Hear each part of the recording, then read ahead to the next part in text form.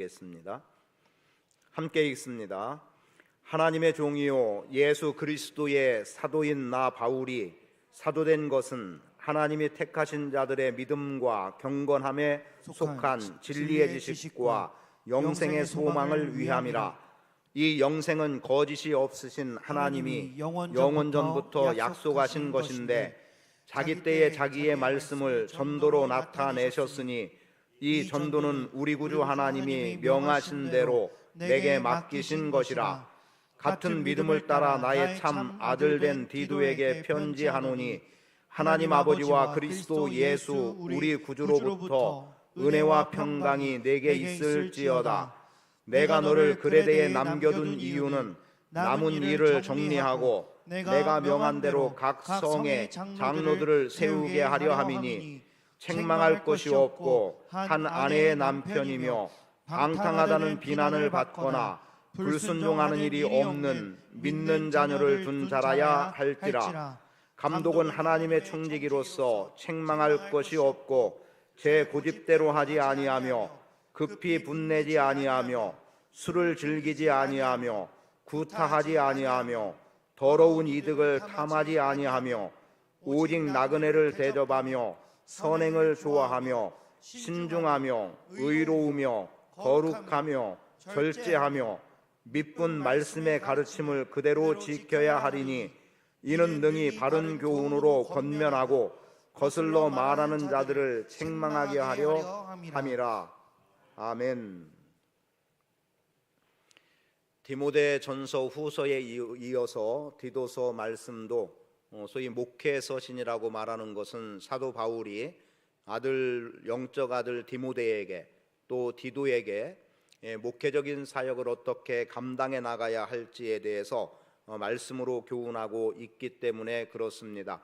그래서 어떤 경우에 분들은 본문의 말씀을 1장의 말씀을 교회의 행정과 관계된 것으로 말하기도 하는데 그 이유는 일꾼을 세워 나가기 때문에 그렇습니다.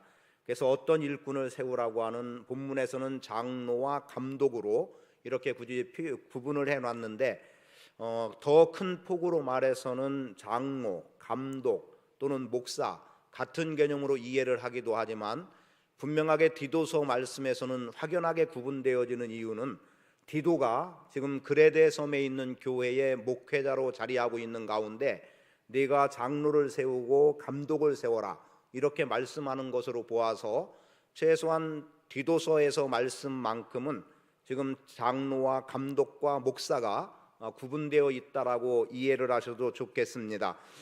그런 가운데 제가 오늘 본문의 말씀을 대하면서 어떤 측면에서 말씀을 전하면 좋을까를 생각하다가 묵상하는 가운데 그런 생각이 들었어요. 일적인 부분을 한번 돌아보는 게 좋겠다. 그래서 본문도 어느 쪽에서 보느냐에 따라서 경건의 삶을 위한 내용이 될 수도 있겠고 또는 거룩한 삶이라고 하는 방향에서 말씀도 되어질 수 있겠습니다만 오늘 우리 교회 안에 많은 일꾼들이 세워졌잖아요.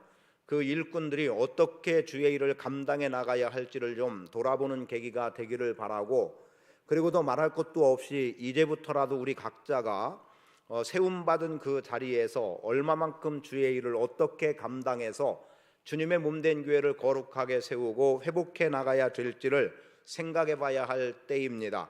그래서 목사의 일이라고 하는 오늘은 일 또는 사역적인 면에서 목사는 무엇을 해야 하는가를 그냥 단편적으로 본문에서만 이렇게 찾아서 함께 말씀을 좀 나누려고 합니다.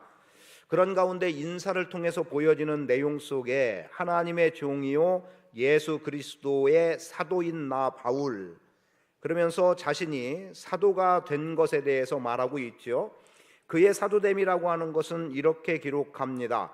하나님이 택하신 자들의 믿음과 경건함에 속한 진리의 지식과 영생의 소망을 위함이라 이렇게 말해주고 있어요. 그럼 이게 무슨 말인가 하면 사도 바울이라고 하는 이 사도됨에 대한 내용 속에서 먼저 우리가 목사의 일로 표현했습니다만 지금 사도 바울의 사도의 일을 본다고 하면 사도는 뭐 하는 자이냐라고 하는 것에서 먼저 하나님의 종이요 그리스도의 사도라고 하는 내용부터 점검할 필요가 있겠다 싶습니다. 이 내용을 보면 이렇죠. 하나님의 종, 이건 스스로 일컬은 거예요. 다른 사람이 저 사람은 하나님의 종이다가 아니라 스스로를 일컬어서 나는 하나님의 종이다라고 말하는 거죠. 주의 종이다. 그러면 다른 사람은 어떻게 일컫습니까? 사자라는 개념에서 하나님의 사자라고 이렇게 표현하는 것이 사실상 맞는 개념이 되겠고, 그리고 예수 그리스도의 사도라고 분명하게 자신을 일컬어 말하고 있습니다. 그래서 여기서 한 가지 우리가 목사니까 그렇게 말하지라고 생각하지 마시고 들어야 될 것은, 지금 목사는 사람의 종이 아니라는 거죠. 누구의 종임을 말하고 있습니까? 하나님의 종이라는 것으로 말씀되고 있습니다. 그러하기 때문에 하나님의 종으로서의 사역을 감당해 나가되 단 사람과 관련한 일을 하고 있죠. 하나님의 사람이라고 해서, 하나님의 사자라고 해서 하나님과만 관계를 맺고 살아가는 관계가 아니라 사실은 목양이라고 하는 성도, 사람들을 이끌어가는, 사람을 돌보고 성도를 섬기는 일, 이 부분을 감당해 나가야 되는 것이죠. 그러하기 때문에 스스로 하나님의 종이라고 일컫지만 사실 하나님과의 관계만의 형성이 아니라, 하나님의 종이라고 하면 하나님의 종으로만 서도 돼요. 그런데 이 영역을 좀 더 확대해서 성도를 돌봄이라고 하는 하나님의 종으로서 마땅히 성도와 관계된 일을 감당하게 된다는 거예요. 그런 가운데 그의 사도된 목적을 분명하게 말하는 것은 하나님의 택하심을 입은 사람들, 누굽니까? 여러분이에요. 여러분들의 믿음을 일깨워 주라는 겁니다. 그럼 믿음이 몰라서냐? 아니에요. 여러분들의 믿음이 더한 믿음이 되도록, 전적으로 하나님을 의지하고 하나님의 일에 힘써 나갈 수 있는 이런 부분에서 참다운 믿음의 삶을 살아가도록 일깨워주는, 그렇게 살아가도록 권고하고 권면하고 가르치고 해나가야 되는 일들이 필요함을 말씀하고, 그리고 여러분들이 경건함에 이르고 진리의 지식을 깨우쳐 알아가도록 하라고 그 일을 위해서 불러주셨다라고 먼저는 말씀하고 있습니다. 그래서 인사를 통해서 주어지는 내용 속에 하나님의 종, 예수 그리스도의 사도로 불려지는 지금의 목사들은 자기 스스로를 일컬어 하나님의 종이라고 말하지만 그 속에서 여전히 성도를 돌보고 성도를 섬기는 일을 감당해 나가는 일을 한다. 그런데 성도를 섬기고 돌본다고 해서 그들의 비위를 맞추거나 이런 것들이 아니라는 거죠. 뭐예요? 믿음을 더욱더 견고하게 세워나갈 수 있도록 일깨워주는 것, 그리고 경건함으로 살아가도록 진리의 지식을 깨우쳐 알게 하는 일. 그래서 목회자는 말씀에 대한 연구를 해야 되고, 그리고 그 말씀을 가르쳐 지킬 수 있도록 하는 일이 필요함을 말씀을 드립니다. 그리고 하나님의 종이기 때문에 갖게 되는 것은 사람에게서 영광을 구하지 않는다는 거죠. 그래서 저 또한 마찬가지예요. 그리고 사도들도 이런 표현들이 있죠. 우리가 하나님을 기쁘시게 하랴 사람을 기쁘게 하랴. 우리가 사람을 기쁘게 하는 일에 힘써 왔다면 우리는 그리스도의 종이 아니다, 사도가 아니다라고 이렇게 말하고 있지 않습니까? 그렇다면 목회자는 사람을 섬기고 성도를 돌보고 섬기는 일을 하지만 사람에게서 영광을 구하며 살아가는 존재가 아니다라는 거예요. 그래서 사람에게 영광을 구하지 않는다는 것을 이렇게 이해해 보면 사람에게 대접받고 높임을 받으려고 목사의 일을 하는 것이 아니다라는 거죠. 사실 지금 말씀을 전하기에 앞서서 잠깐 기도하다가 문득 오래전에 들었던 이야기 하나가 떠올랐는데 머릿속으로 자꾸 생각을 하다 보니까 이게 어디까지 가능한가, 제 생각이 어디까지 나올지 모르겠다는 생각이 들어요. 왜냐하면 문득 든 생각인데 빌 하이벨스 목사님으로 제가 기억이 돼요. 그분이 온누리교회에서 강의를 하는 가운데 무슨 말을 했냐면 빌 하이벨스 목사님 말고 미국에 아주 유명한 목사님 또 누가 있나요? 리고렌?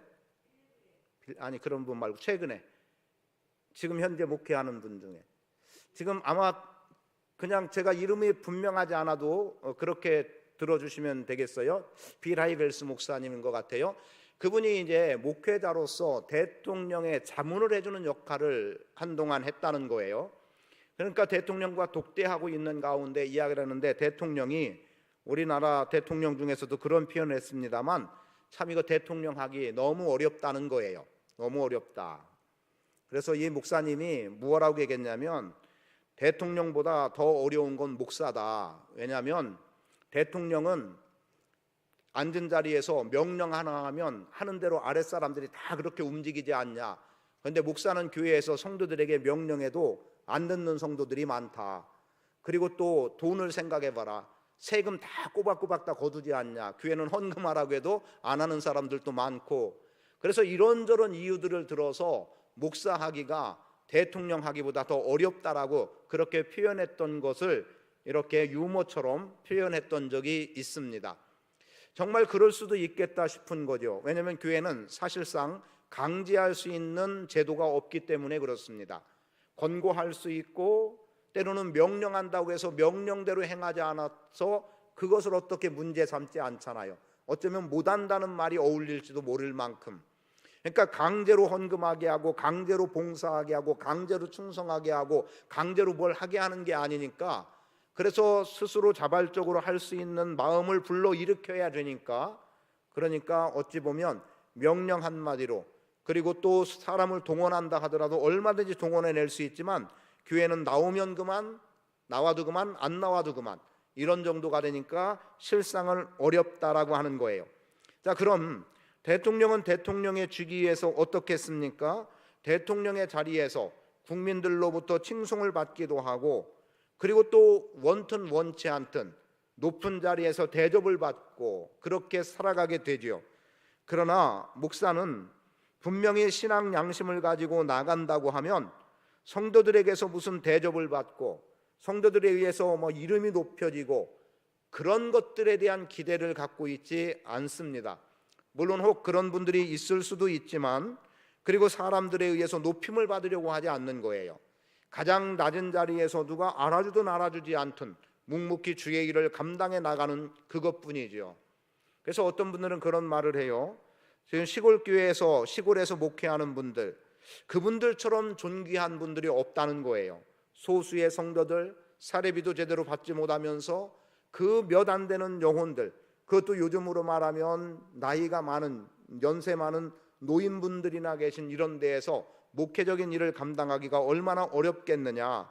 그런데 그분들이 하나님 앞에 섰을 때 수천 수만의 성도를 목회하는 것보다 더 하나님 앞에는 가치 있고 존귀하게 드러나지 않겠느냐는 겁니다. 그리고 근래에 그나마 조금은 아주 극히 미미하지만 전에들 하지 않았겠습니까? 그 어려운 교회들에 대한 책임을 하려고 하는 큰 교회들이 등장하고 있다는 겁니다. 그리고 어떤 교회들은 교회를 계속 분리해 나가는 거예요. 분리해 나가서 몇십 개의 교회를 세워나가는 그러한 교회가 있기도 하고요. 사실은 오늘 우리 교회도 마찬가지입니다. 교회가 교회를 개척하고 교회가 교회를 분리해서 개척하는 것 굉장히 필요한 부분이라고 여겨지고, 제 주변에도 그렇게 분리돼서 세워진 교회들은 모교회가 됐든 지교회가 됐든 두 개 교회가 동시에 잘 성장해 나가는 것을 알 수 있었습니다. 보게 됐죠. 제 동기 목사 같은 경우도 자원해서 나가고, 그래서 부목사 따라서 나갈 사람들 자원해서 손들게 했고 11가정인가가 나왔는데요, 1년 만에 100여 명의 성도로 급격하게 늘었고, 그리고 또 모교회에서는 그 지교회 목사님의 사례비를 전부 다 책임져 주고, 그리고 안식년을 두어서 안수집사님들 안식년을 두어서 안식년을 맞은 안수집사를 그 교회 1년 동안 섬기게 하고, 그렇게 함으로 인해서 교회가 교회를 개척하니까 굉장한 성장을 가져오는 것을 볼 수 있었습니다. 말씀이 조금 옆으로 나간 것 같습니다만 분명한 것, 사람의 영광을 구하는 일을 목회자는 하고 있지 않다는 거죠. 사람에게 대접받고 사람에게 높임받으려고 하지 않는 거예요. 미천한 자리에 놓여도 하나님이 인정해 주시면 되는 그것이 양식이 되어서 살아가는 것이 목회자입니다. 그러면 목사로 불렀다, 사도로 불렀다 함에 있어서 하나님께서 우리에게 갖게 하시는 말씀 하나가 있습니다. 로마서 11장 26절인가 정확한 기억은 안 나는데 문득 떠오르네요. 하나님께서는 하나님이 주신 은사, 그리고 하나님의 일을 하는 부르심에는 후회하심이 없다는 거예요. 로마서 한번 잠깐 가보겠습니다. 로마서 11장 29절이네요. 26절이 아니라 29절에 보니까 하나님의 은사와 부르심에는 후회하심이 없느니라. 복음을 위해서 부른 자에 대해서 하나님은 결코 후회하심이 없다는 거예요. 복음을 위해서 은사를 허락한 자에 대해서 하나님은 후회하심이 없다는 겁니다. 물론 하나님의 후회하심이라고 하면 생각나는 인물이 나올 수 있겠죠. 사울 왕을 택했을 때 그는 이스라엘의 가장 유력한 자였고, 그리고 그의 외모뿐 아니라 어찌됐든 그가 가지고 있는 겸손함을 포함했을 때 왕의 자질로 충분했다고 여겼는데, 그런데 어느 순간 하나님의 말씀에 순종하지 않음으로 인해서 하나님께서 후회하시는 내용이 기록이 되어 있기도 하고, 사람들이 범죄했을 때 하나님이 사람 지으셨음을 한탄하셨던 내용이 있기도 합니다만, 로마서 11장 29절에서 말씀하는 바대로라고 한다면 하나님의 은사와 부르심에는 후회하심이 없느니라. 오늘 여러분을 구원으로 부르신 이 부름에 대해서 하나님은 결코 후회하지 않으시는 거예요. 내가 누구를 불러서 구원시켰는데 이거 내가 잘못 구원시켰구나, 이런 게 아니라는 거죠.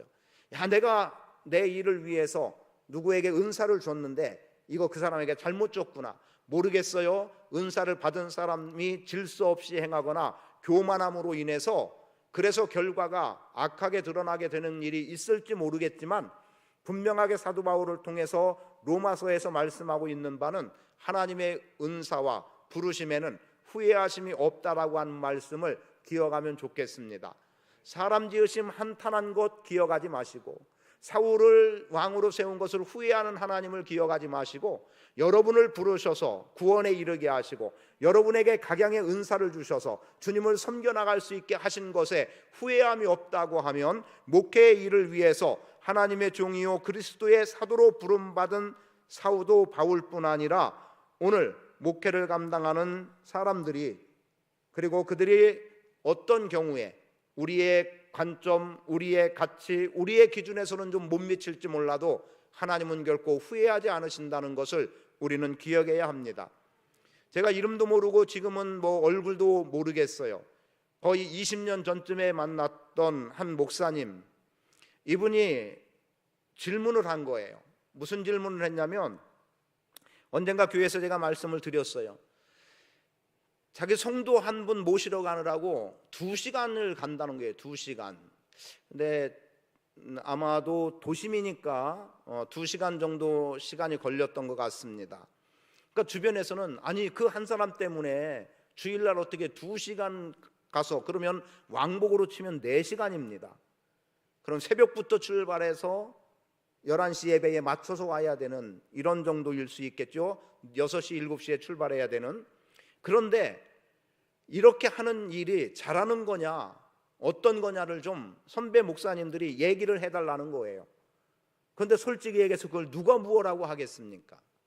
최종적으로 내린 결론은 뭐였냐면, 그럼 목사님이, 젊은 목사님이었어요. 그때 저보다 젊었어요. 목사님이 그 일을 정말 기쁘게 감당하고 있느냐, 아니면 좀 마지못해서라도 하는 거냐. 근데 이분은 그 한 분 모시러 가는 게 너무 기쁘다는 거예요. 그러면 그렇게 하라는 거였습니다.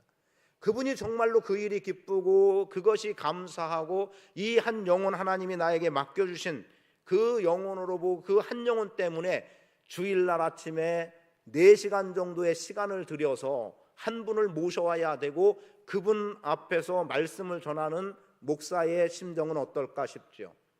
감격스러울 것 같아요. 오늘 만일 하나님이 그러한 모습을 보신다면 그러한 사람에 대해서 너 왜 그렇게 시간 낭비하고 있냐, 왜 그렇게 피곤하게 목회하냐, 이렇게 말씀하실까요? 그렇지 않다고 봅니다. 그 한 영혼에 대해서 책임을 갖고 최선을 다하는 그 모습 자체에 대해서 하나님은 인정하실 거라고 보는 거예요. 그래서 목회자에 대해서 여러분들이 이해해 주시기 바라는 것 중에 하나는, 이해의 여부를 떠나서 분명한 것은 목회자는 사람에게서 영광을 구하지 않는다. 하나님 앞에서 어떻게 판단되고 평가되는 것을 보는 거지, 사람의 판단과 평가에 의해서 존귀한 자가 되고 그렇지 못한 자가 되는 게 아니라는 것을 말씀을 드리고요. 두 번째, 목사의 일은 영생에 대한 소망을 품는 겁니다. 영생에 대한 소망을 품는다. 몇 절에 나옵니까? 2절. 영생의 소망을 위함이라라는 거예요. 그런데 그것이 무엇으로 나타났습니까? 전도로 나타내셨다라고 말하고 있죠. 그죠? 그리고 이 전도는 우리 구주 하나님의 명하신 대로 내게 맡기셨다라는 거예요. 그러니까 사도 바울에게 맡겨준 일이 뭐다? 전도의 일이라는 거예요. 그런데 그 전도라는 일을 영생에 대한 소망으로 말씀했는데, 소망은 언제 이루어지는 겁니까? 과거일까요? 현재일까요? 미래일까요? 뻔한 거죠. 소망이니까 미래의 일이에요. 그런데 이 미래의 일을 지금 감당해 나감으로 인해서 사람들로 하여금 영생에 대한 소망을 갖게 한다라는 거죠. 그런데 그 일은 무엇으로 인해서? 전도라는 방법을 통해서 지금 믿게 하고 지금 믿음을 통해서 영생에 대한 소망을 갖게 하는 일을, 감당하는 일을 지금 디도에게 하라고 말하고 있습니다.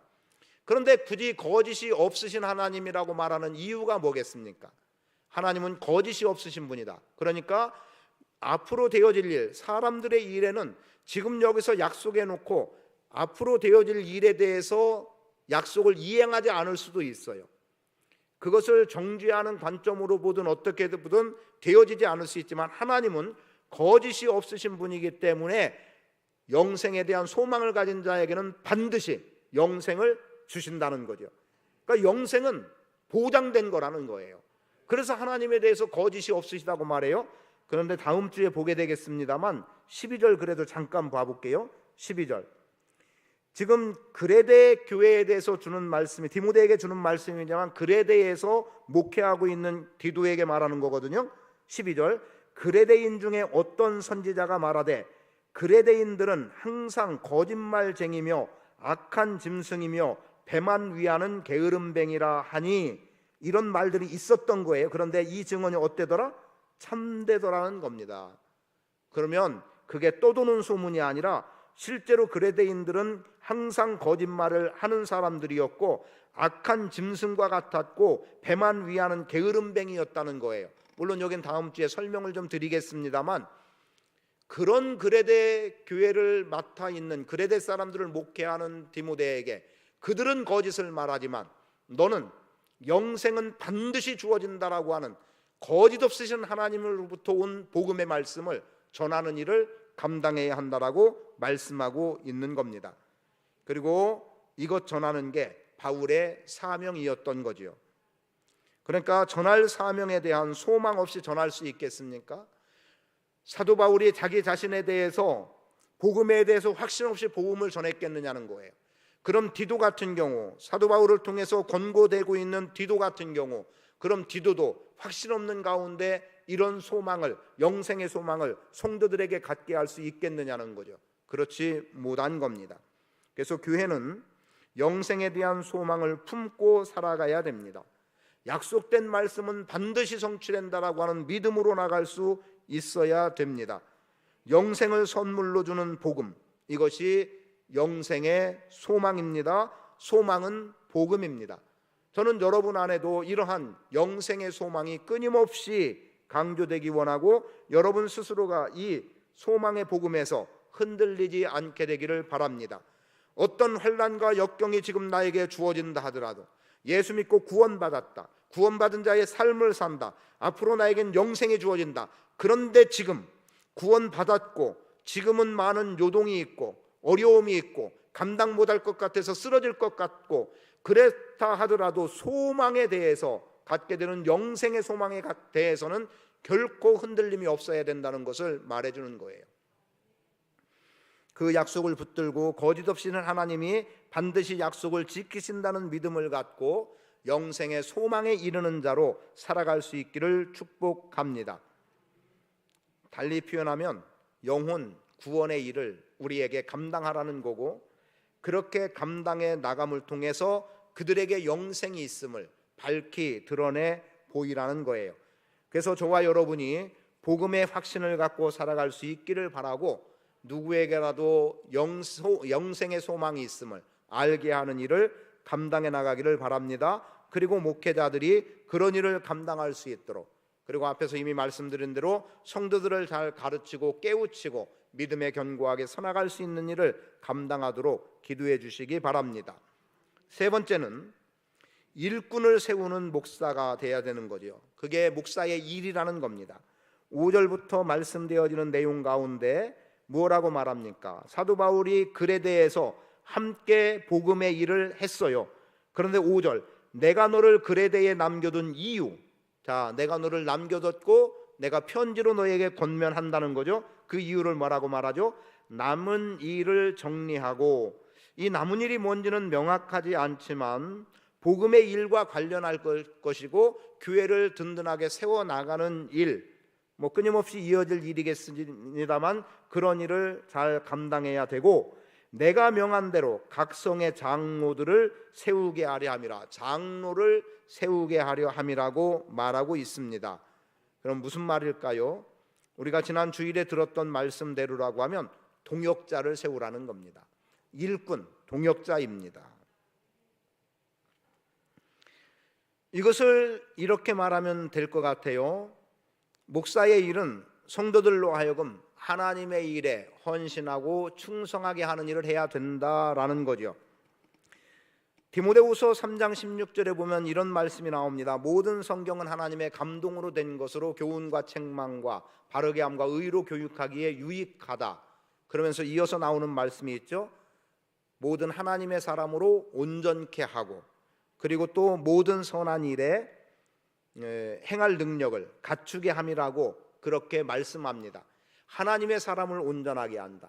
선한 일을 감당할 수 있게 한다.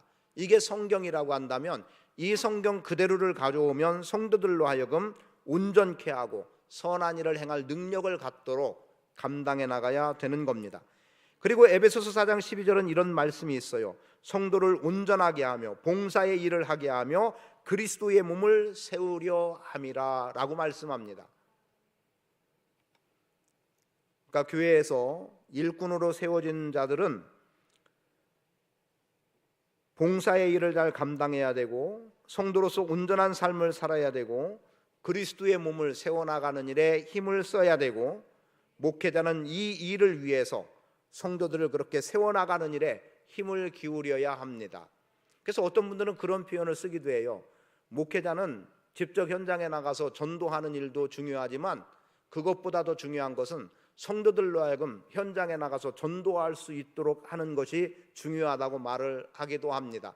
그러니까 너 혼자 하는 것보다 너는 할 수 있게 만들라는 거죠.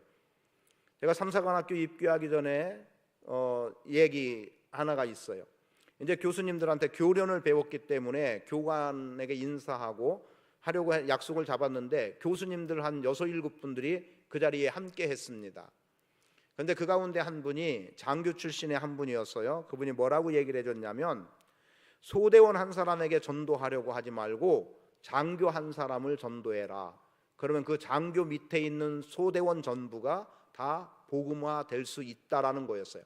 근데 우리는 그러한 말을 듣기 전까지 1차 합격하고 나서 무슨 기도를 했냐면, 1차 합격했으니까 2차 합격은 그래도 좀 잘 되지 않을까 싶어서 서로 우리를, 그리고 또 합격한 후에 또 기도 계속해 나갔던 게 뭐냐면, 최종 합격하기 전에는 우리가 소대장이 되어서 그 소대원들을 잘 이끌어갈 수 있도록, 그리고 합격이라고 하는 통지를 받고 나서는 우리끼리 어떤 기도를 했었냐면, 교회 없는 곳으로, 그래서 최전방 교회 없는 소초로 우리를 보내줘서 거기에서 소대원 40명을 데리고 복음을 전하고 설교하고 예배할 수 있도록 해달라고 그런 기도를 했었습니다.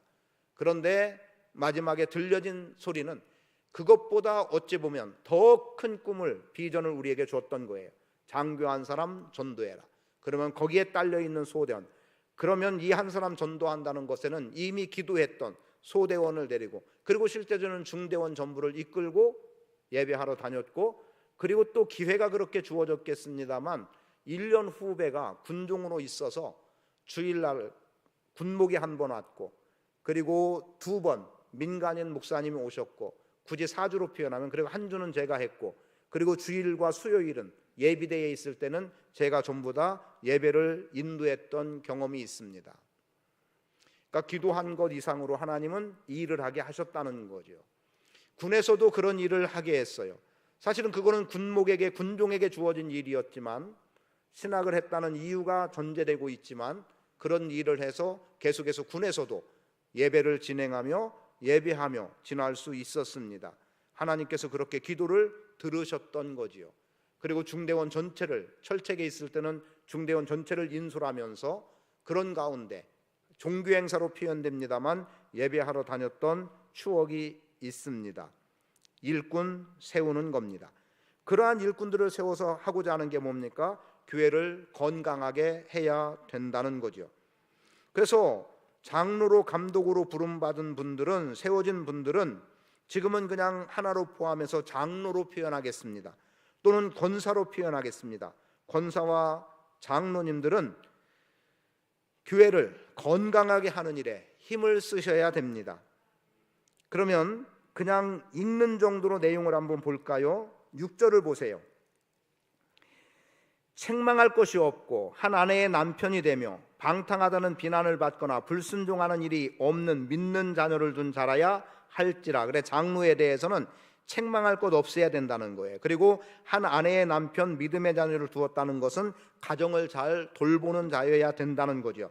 책망할 것 없다는 것은 성도들로부터 비난받지 않아야 된다는 내용이 되겠죠. 그러면 지금 뭡니까? 교회 생활과 가정 생활을 잘하는 사람을 장로로 세워야 된다는 내용. 그리고 감독도 같은 맥락에서 볼 때 마찬가지로 하나님의 청지기로서 책망할 것이 없고 제 고집대로 하지 아니하며 급히 분내지 아니하며 술을 즐기지 아니하며 구타하지 아니하며 더러운 이득을 탐하지 아니하며 오직 나그네를 대접하며 선행을 좋아하며 신중하며 의로우며 거룩하며 절제하며 미쁜 말씀의 가르침을 그대로 지켜야 하리니 라고 하는 말씀들로 기록이 됩니다.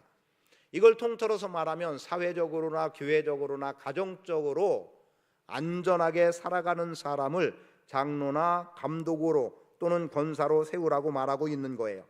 그리고 이것을 정말 더 단순하게 표현하면 모범이 되는 사람을 세우라는 거지요. 모범되지 않는 사람을 세우면 문제가 된다는 거예요. 하나님이 일꾼을 세울 때는 능력이 있고 없음을 보지 않습니다. 이거 조심스럽게 잘 들어야 돼요. 왜 능력이 있고 없음을 보지 않느냐?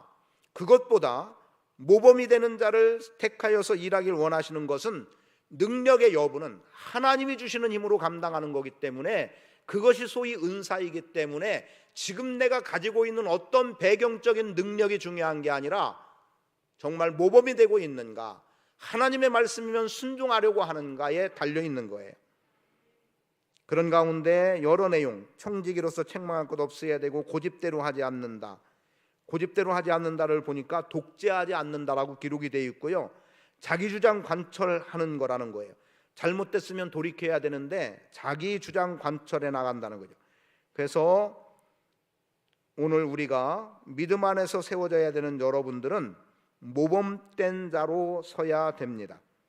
그리고 정말 중요한 또 다른 것들은 8절에도 기록이 되는데, 나그네 대접해라, 선행을 좋아해라, 신중해라, 의로워라, 절제해라. 특히 10절에 가르치는 자, 가르침을 그대로 지켜야 된다라는 것을 9절 10절을 통해서 말씀해 주고 있습니다. 그래서 특히 9절에서 미쁜 말씀의 가르침을 그대로 지켜야 하리니 먼저 지키는 자가 돼야 된다라는 겁니다.